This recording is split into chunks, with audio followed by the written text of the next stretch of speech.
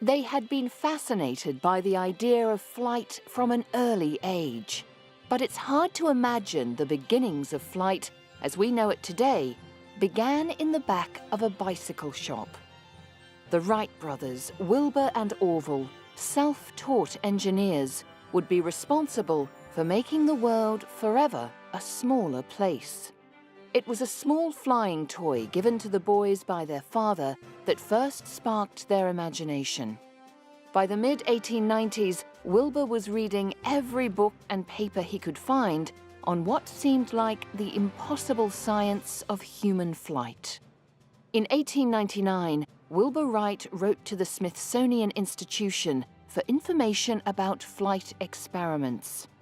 The Wright brothers then designed their first aircraft, a small biplane glider to test wing warping. Wing warping arched the wingtips slightly to control the aircraft's motion and balance.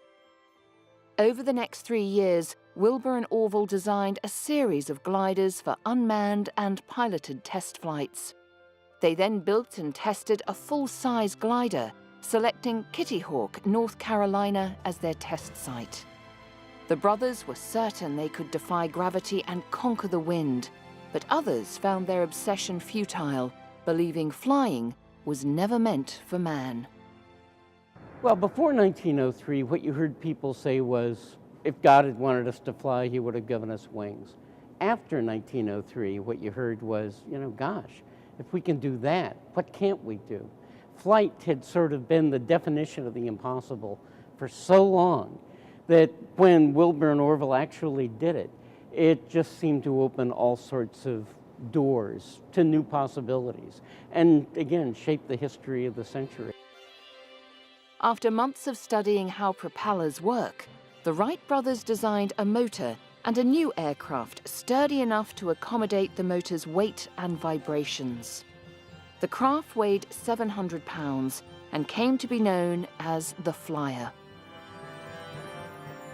In December 1903, with Orville at the controls, the Flyer lifted off shakily from Kitty Hawk and flew 120 feet. That flight would change the world, lifting mankind to new heights, with the possibility of reaching places it had only dreamed of reaching. In 1904, Wilbur Wright was at the controls of the Flyer 2, achieving the first flight that lasted more than 5 minutes. By 1908, the Wright brothers were allowing passengers to fly with them.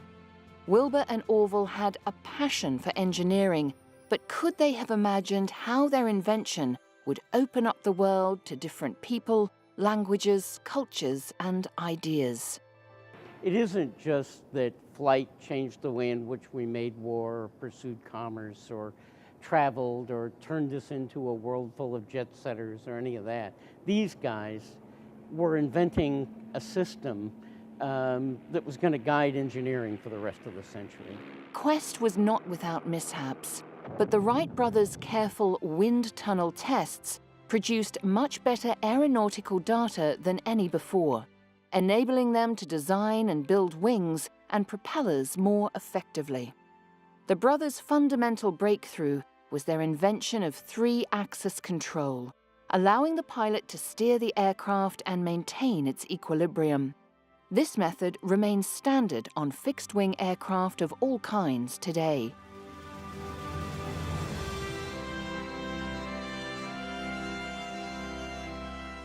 Wilbur died at just 45, Orville, having lived from the horse and buggy age to the dawn of supersonic flight, died aged 76.